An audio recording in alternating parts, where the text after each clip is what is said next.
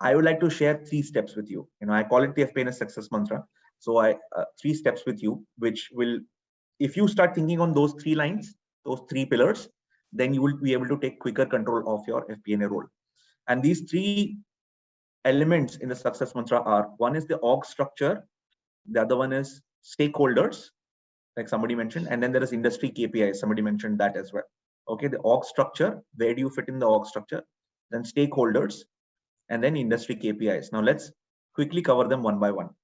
See, org structure, largely depending on the size and the complexity of the organization that you're working with, we can classify them into 4 different categories.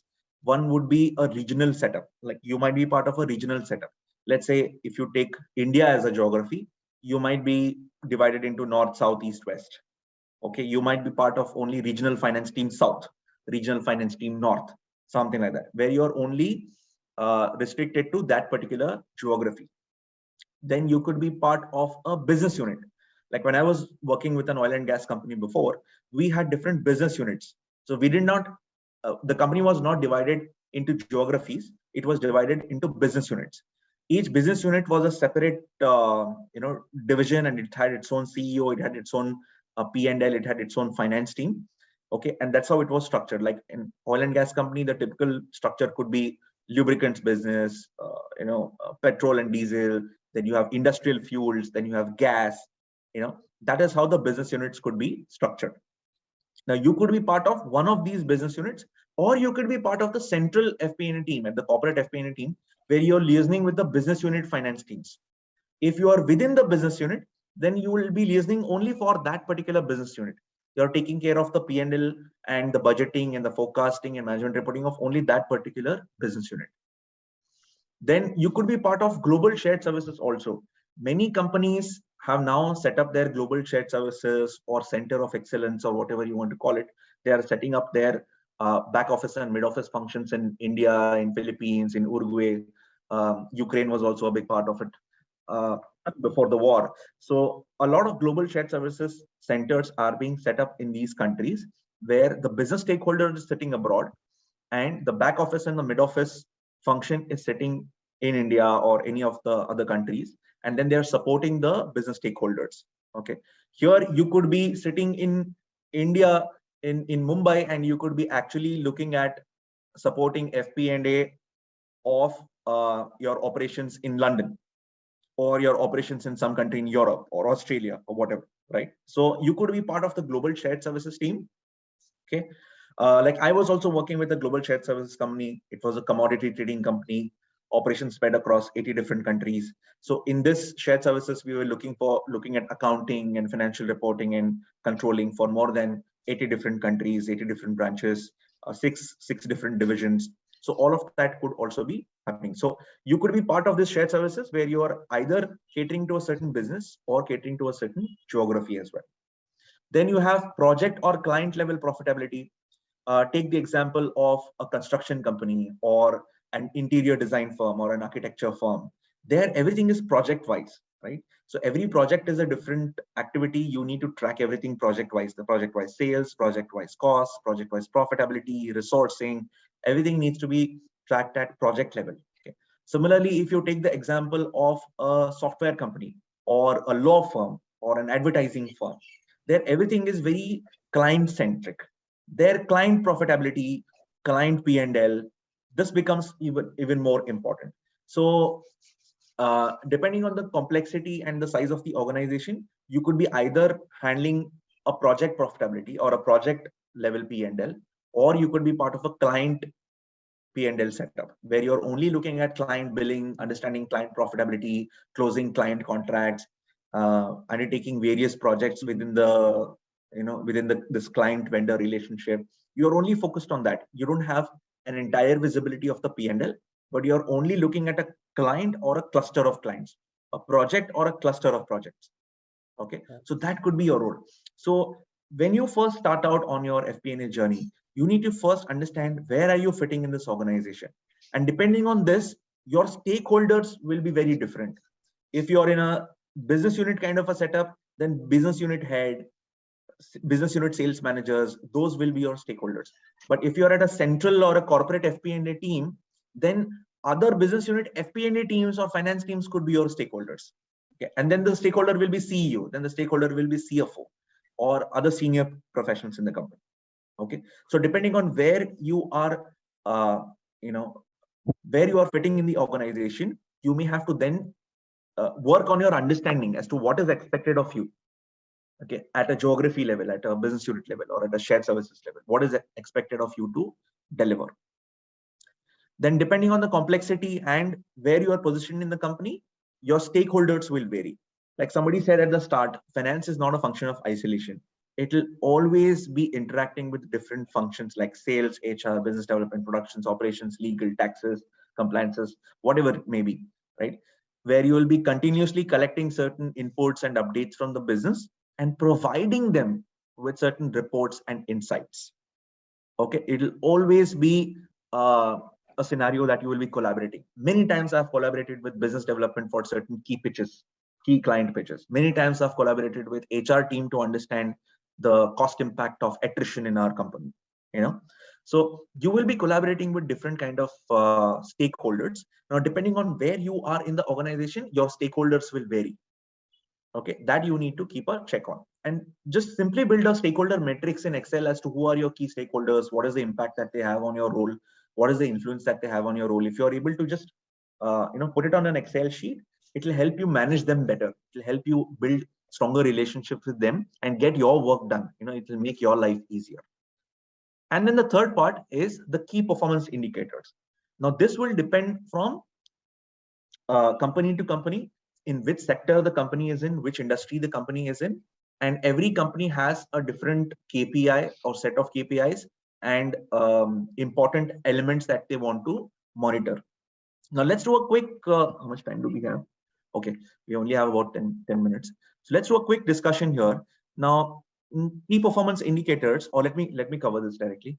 So in key performance indicators, you see, I'm taking 3 examples here: in oil and gas, software, and a SaaS-based company, that's software as a service, a SaaS-based company or a tech company. Okay, so I'm taking 3 examples here. In oil and gas company, the KPIs would be very different from a software company. Similarly, a software company would be tracking very different KPIs over a SaaS-based company. Okay, now you will need to spend time on understanding what is the key metric in your industry.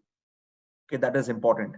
Which sector does your company lie in, and what are some of the important elements that they are tracking?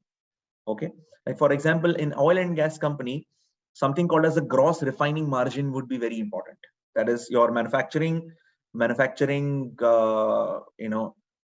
entire manufacturing cost minus crude oil, or the cost at which you are transferring your oil from the finished product from your refinery to the depot minus the cost of crude oil. That's called gross refining margin. Similarly, there could be gross margins on product. That is your sales minus your variable cost or your direct cost will give you your gross margin. Then there'll be a net margin. That is your gross margin minus your discounts will be your net margin. Okay, so depending on the sector, you may have to pick up those terminologies.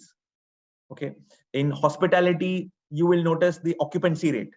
In hotels, you will notice that occupancy rate is a key metric that they track. How much is the room occupied? How much is the vacancy?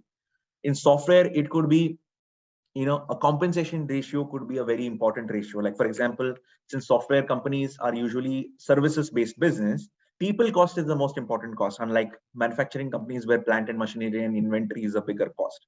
Here, people cost, like cost of your entire salary cost, what is it as a percentage of sales? Is it 50%? Is it 60%? Is it 40%? And how is it compared to the competition? All of that is tracked in a software company. Revenue per headcount. Since it's a people-oriented business, revenue per headcount is a very good metric to track. Compensation per headcount, that is your salaries or benefits per headcount. Okay, this is again a very important metric to track. You can track this against the competition. You can see what is the headcount of your competitor, what is the revenue of your competitor. If you are making better revenue per headcount from your competitor, then you have a better chance of survival in the industry. Yeah. So these are some of the metrics that a software company would track. Similarly, a tech company or a SaaS-based company would track annual recurring revenue. What is the cost of acquiring a customer? What is the churn rate? That is the new subscribers minus the old subscribers. What is the churn rate? How am I holding my subscribers? Take Netflix, for example. How many new subscribers got added? and how many subscribers kind of unsubscribe. That gives the churn rate, right? So these are some of the KPIs that, again, these are very, very few examples. Depending on the sector, depending on the kind of company, industry that you're working in, you will need to identify what are some of the key metrics that the company is tracking, and then try and learn how they're computed, try and learn more about them, more about, try and correlate them with the business and understand why are they so important and why are they being tracked in the manner they are being tracked. Okay. Now, I'll quickly share with you a resource where you can identify some KPIs. Okay. And this is a very good website where you can get some KPIs. I'm just quickly sharing my screen. Yeah. So the website is called kpimegalibrary.com. It says kpimegalibrary.com. Okay, and I'll post the link in the WhatsApp group as well, so don't worry about it. Just focus here. You will see that you have more than 36,000 KPIs, listed in this particular website. You can see that you can choose the industry or the sector. Like, for example, let's say if I have to choose hospitality as an example. Okay, I want to understand what a hotel industry or a hotel would track. Okay, so if I go to hotel, then it says, oh, sorry, where is it? Yeah, a hotel tracks complaint received, hotel occupancy percentage, number of percentage of internet bookings versus direct bookings, percentage of cancellations, percentage of hotel beds occupied, non-room revenue, which means other than the room rent, what is the kind of revenue that they are tracking. So all of these things you will find what a hotel industry would track. So tomorrow, when you are giving an interview in some other industry that you have not worked in before, this is a good website to track, and you will see what is the percentage that they are tracking. If they ask you a question in the interview, we are saying, okay, what do you think are the key metrics that our company would track? And if you're giving an interview to a hotel company, you can say that percentage of hotel occupancy, direct booking versus online booking, non-room revenue. All of these are some of the metrics that a company may possibly track. Similarly, you have other industries as well. And there are more than 36,000 KPIs listed on this particular website. So take your time, go through this, see what are the KPIs that your company might be tracking where you are currently working. Or if they're not tracking, then maybe you can suggest that they can start tracking this KPI. That can be your validation as well. So go to this particular website. It has wealth of resources and KPIs in it. So it will really help you, get a better grip over the understanding of that particular industry. So kpimegalibrary.com is your resource for understanding KPIs and more about the business. So this is the quick FP&A success mantra that I wanted to share with you. The moment you join a new company or take on your FP&A role, if you are able to just focus on these three things: where do you fit in the organization structure? Who are your key stakeholders who are going to impact your role? Okay, and then what would be some of the KPIs or industry specific terminologies that the companies using, and what are they tracking? If you are able to understand these three things, you will be able to get a quicker understanding of your role. Okay, like when I moved from an oil and gas company to an advertising company, I noticed that in advertising the terminologies were very different. Spot rate, what is the advertising spaces were discussed in number of seconds, like a TV ad is discussed per 10 seconds. Then it all depends on the client spends. Like the more the client spends with us, we give them volume rebates, or we give them a certain special rates for a TV ad. You see, it really depends on the kind of industry. So the sooner you pick up those terminologies, okay, the better it will be, the easier you can take control of your FP&A role. Okay, cool. So I hope this success mantra was helpful for you guys.